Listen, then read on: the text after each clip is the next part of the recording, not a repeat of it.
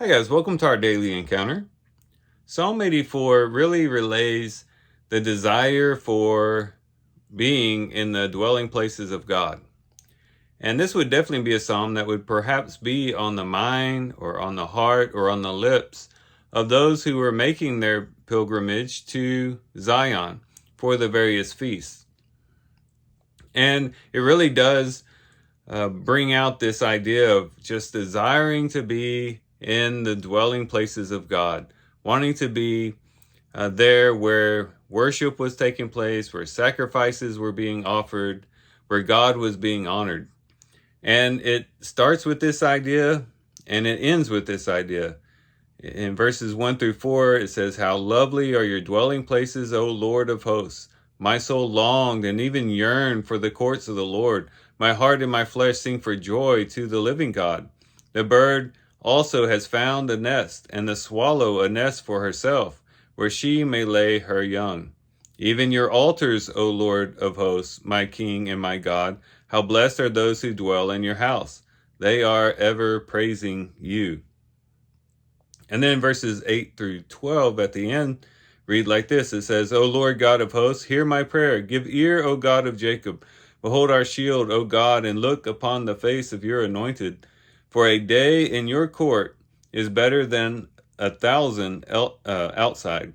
I would rather stand at the threshold of the house of my God than to dwell in the tents of wickedness.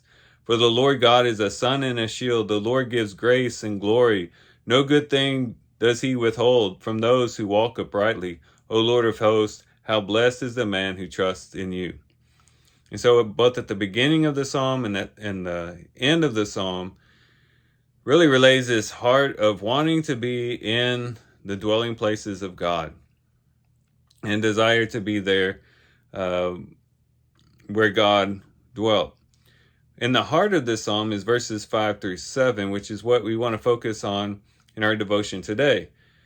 In verse 5, it says, "How blessed is the man whose strength is in you, in whose heart are the highways to Zion." And this is basically a description of the psalmist here.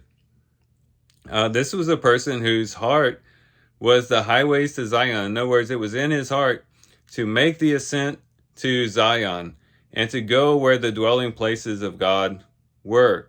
And he said, "How blessed is the man whose strength is in you," the one who can find strength in the Lord to make that ascent and find strength in the Lord to overcome hardships and trials that they might encounter as they're making the ascent to Zion. And that's what he talks about in verse 6. "Passing through the valley of Baca, they make it a spring. The early rain also covers it with blessing." Now that Baca is a difficult word. It could mean a place of weeping. It could also indicate an arid or dry place. But either way, it's an unpleasant place. Whether it's a literal location or it's just an experience, nonetheless, it's talking about those who are passing through difficulty that brings about weeping, or difficulty that might bring about dryness. But it says that those who pass through those things make it like a spring. They make it a spring. The early rain also covers it with blessing. The idea of a spring is that which comes up from beneath, and the rain indicates that which comes down from above. And so this dry, arid place, perhaps we could say, now becomes like a pool, both being fed underneath by a spring, but also above by the rain. He says in verse 7, "They go from strength to strength. Every one of them appears before God in Zion." And that strength from strength in the Hebrew would be from company to company. But nonetheless, the idea here is that they go from one place to the other, strengthened perhaps by being a part of the company of believers, but they appear before God in Zion. In other words, they are successful in their journey to Zion because they're trusting in the Lord. They're trusting Him to supply the strength that they need to make the journey, to get them through those dry, arid places, those places of weeping, and are even supplied presently with that, but also supplied with the strength to make it to the destination. And what a beautiful description this is of what we are experiencing as Christians. Because we too are making the ascent to Zion. We too are marching to Zion, as the song says. We are looking to those heavenly courts that we are working towards and walking towards in our day-to-day living before God. And we could say the same thing about us as they would say about themselves as they were trying to go to that physical Zion. We could say the same thing as we're trying to make our way to the heavenly Zion. How blessed is the man whose strength is in you. We find strength in the Lord to go each and every day, to take each step and to bring us closer and closer to Zion. And our hearts are those that have the highways to Zion, not wandering about, not being distracted, not chasing after this worldly desire or this fleshly desire over here, but having our hearts set on the highways to Zion, to say, my eyes are fixed on the heavenly courts above, and that's where I am intent to go. And people who have that in their heart, they are blessed. It says also here, passing through the valley of Baca, they make it a spring. The early rain also covers it with blessing. You know, those who are looking towards that heavenly Zion go through dry places, and they go through places of weeping.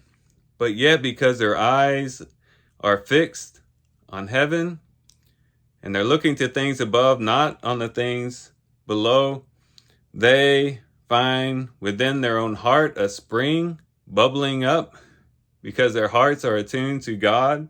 But also they see that God himself in his grace and favor is raining down on them. So that even when they're going through the most dry seasons of life, they have this inward spring bubbling up, but also this heavenly grace and favor coming down upon them, and they become like a pool of water. And then also those whose hearts have the highways of Zion are those who go from strength to strength, and every one of them appears to God in Zion.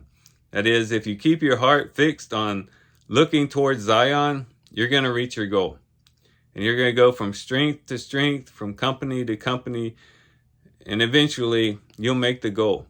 You will make it to that heavenly Zion before God. So this ought to encourage us to keep going down the path that leads us to heaven.